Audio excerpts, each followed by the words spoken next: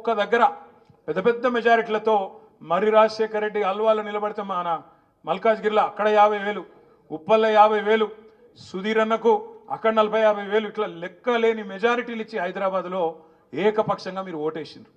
ఏం చేసిండు? అందుకే ముఖ్యమంత్రి పగబట్టిండు. హైదరాబాద్ వాళ్ళు నాకు ఓటేయలే, వీళ్ళ సంగతి చెప్పాలని డిసైడ్ అయ్యిండు. అవి ఏం చేస్తున్నాడు?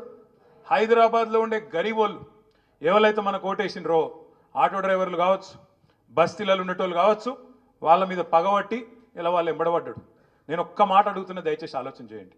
ఈ ముఖ్యమంత్రికి నిజంగానే చిత్తశుద్ధి ఉంటే, నిజాయితీ ఉంటే, వాళ్ళ అన్నగానికి ఒక న్యాయం ఉంటుంది, మరి గల్లీలలో గరీబ్ వాళ్ళు ఉండే గల్లీలలో ఉండే పేదవాళ్ళకు ఒక న్యాయం ఉంటుందా? వాళ్ళన్న తిరుపతి రెడ్డి మీ కాన్స్టిట్యున్సీలోనే ఉంటాడు, ఎక్కడ కావురి హిల్స్ అదేందో ఆడనో సెటిల్మెంట్లో అడ్డా, అది ఆ సెటిల్మెంట్లో అడ్డా మాదాపూర్లో ఉంటాడు. ఆడ ఉండి సెటిల్మెంట్లో అడ్డా అని నేను చెప్పలే, మీకు పోయిన మీ ఎమ్మెల్యేనే చెప్పిండు నాకు. ఆ కథ కూడా చెప్తా ఒక్క నిమిషం.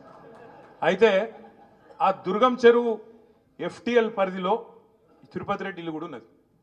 తిరుపతి రెడ్డికేమో ఆయన ఇల్లు ముట్టుకోవాలంటే ఆడ చుట్టూ పోలీసు వాళ్ళు రక్షణ, ఆయనకు మొత్తం అంగరక్షణ, చుట్టూ మంది, బల్గం, అర్ధబలం, అంగబలం అన్నీ ఉన్నాయి. తిరుపతి రెడ్డి ముట్టాలంటే మన అధికారి ఉంటాడా? ఊసిపోతాడు కదా. అందుకే తిరుపతి రెడ్డి ముట్టరు.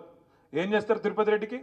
అన్నా నీకు నోటీస్ ఇస్తున్నా, నీ దగ్గరికి కూడా రాను, ఇవ్వకపోతే వాళ్ళు తిడుతురు TRS వాళ్ళు, కాబట్టి నీకు నోటీస్ ఇస్తా, నువ్వు కోర్టుకు పో, నువ్వు పోయి తెచ్చుకో, ఏదో ఒకటి కింద మీద పడి ఒక ఆయుధం తెచ్చుకో, దాన్ని పెట్టుకొని నేను ముట్టా అని చెప్తారు. అదే గరీబ్ గాడు ఉన్నాడు అనుకో, తెల్లారి 3 గంటలకు బుల్డోజర్లు వస్తాయి ఇంటికి. పిల్లగాళ్ళకి వెళ్ళి మేము పుస్తకాలు తీసుకుంటాం సార్, మేము బడికోవాలంటే దయ ఉండదు.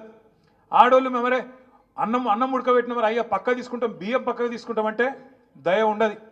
గరీబోళ్ళు చెప్పులు కుట్టుకునే దుకాణాలుంటే వాళ్ళని తీసుకెళ్ళి రోడ్డు మీద పడేస్తారు, బిల్డింగ్లు నిర్దాక్షిణ్యంగా కూలగొడతారు. అదే తిరుపతి రెడ్డికి ఒక న్యాయం పెద్దోనికి, పేదవానికేమో బుల్డోజర్లతోని, అది కూడా కోర్టు పని చేయని శనివారం ఆదివారం వచ్చి సాయంత్రం పూట పొద్దున పూట వచ్చి కూలగొట్టి నిర్దాక్షిణ్యంగా రోడ్ల మీద పడేస్తూ ఉన్నారు. నేను ఒక్కటే అడుగుతా ఉన్నా, 10 ఏళ్ళు మనమేమో పాలిటిక్స్ ఆఫ్ కన్స్ట్రక్షన్ చేసినాం, మనం కన్స్ట్రక్షన్ చేసినాం, ఈయననేమో డిస్ట్రక్షన్ చేస్తాడు. మనం ఏం కన్స్ట్రక్షన్ చేసినాం?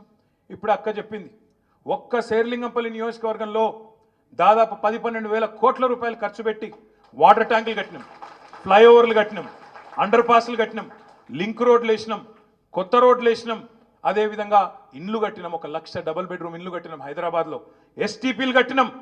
ఇట్లా మంచి పనులు చేసుకుంటూ మనము మంచి పనులు చేసుకుంటూ పోయినాం. వీళ్ళు ఏం చేస్తున్నారండి? ఒక్క పని మంచి పని చూపెట్టండి నాకు ఈ 9-10 నెలల్లో హైదరాబాద్లో. ఏమున్నా ఇది గులగొడతా, అది గులగొడతా, ఆ బిల్డర్ను పిలుస్తా, ఈ బిల్డర్ను పిలుస్తా, వాని దగ్గర పైసలు గుంజుతా, వీని దగ్గర పైసలు గుంజుతా, మాకు తెలిసిందే కదా దందా, రియల్ ఎస్టేట్ దందా, ఇది తప్ప చేసిన మంచి పని ఒక్కటనుందా? నేను అడుగుతా ఉన్నా. ఇవాళ పెద్ద పెద్ద మాటలు మాట్లాడుతున్నాడు ముఖ్యమంత్రి. ఇచ్చిన పర్మిషన్లు ఇచ్చినోడు ఎవడు? వాటికి వాళ్ళ మీద తీసుకో దమ్ముంటే యాక్షన్. ఎవరు పర్మిషన్లు ఇచ్చిండ్రో పేదవాళ్ళ కడుపు కొట్టుడు కాదు, పేదవాళ్ళను గుంజుడు కాదు. దమ్ముంటే పర్మిషన్ ఇచ్చిన వాళ్ళకి తీసుకో. ఎవడు పర్మిషన్ ఇచ్చిండు? నీ కాంగ్రెస్ గవర్నమెంట్ కాదా? ఇలా పెద్ద పెద్ద మాటలు మాట్లాడుతున్నావు. హైదరాబాద్లో ఎన్ని చెరువులు ఉండే, ఎన్ని మాయమైనవి? ఇది మాయం చేసిన వాళ్ళు నీ కాంగ్రెస్ వాళ్ళు కాదా? మొన్న నాగార్జునది కొట్టిండు, పోయి కొట్టినావు, పర్మిషన్ ఇచ్చిందే వాడు నీ కాంగ్రెస్ వాడు కాదా? కట్టిందే నీ కాంగ్రెస్ గవర్నమెంట్లో 2007, 2008లో. మేము తర్వాత నోటీస్ ఇస్తే హైకోర్టుకు పోయి ఆయన స్టే తెచ్చుకున్నాడు కాబట్టి మనం ముట్టలేదు. ఇలా ఎట్లా మాట్లాడతారంటే ఒక్కొక్కడు కాంగ్రెస్ వాడు మనమాట 10 ఏళ్లలో మొత్తం ఆక్రమణలు ప్రోత్సహించినమాట ఈ సిపాయిలు వచ్చి కాపాడుతుర్రట. ఏమన్నా సిగ్గుండాలి. నువ్వు తవ్వుతే మొత్తం నీ వాళ్ళే వెళ్తారు. కుంభకోణాలు లంబకోణాలు చేసిందంతా నీ కాంగ్రెస్ వాళ్ళే వెళ్తారు. ఇలా నేను చూస్తున్నా. కొట్టు ఎప్పుడు కొడతావు? కొట్టు. పట్నం మహేందర్ రెడ్డి గెస్ట్ హౌస్ ఎప్పుడు కొడతావు? కొట్టు. నీళ్ళలో కట్టిండు కదా, కొట్టు. పొంగులేటి శ్రీనివాసరెడ్డి ఫామ్ హౌస్ కొట్టు. నీ ఎమ్మెల్యేలే కొట్టు మొదలు దమ్ముంటే. నీ ఎమ్మెల్యేలు, నీ ఎంపీలు, పెద్ద పెద్ద నాయకులు ఎవరైతున్నారో మొదలు వాళ్ళే కూలగొట్టినాక నువ్వు పేదవాళ్ళ మీదకి రా. అంతేగాని పేదవాళ్ళ మీద వీళ్ళకి ఎవడు అండగలేడు, ఎవడేం చేస్తాడు, వీళ్ళని గుంజి బజారులు వేస్తా. ఈయనకు సబ్జెక్ట్ తెలియదు.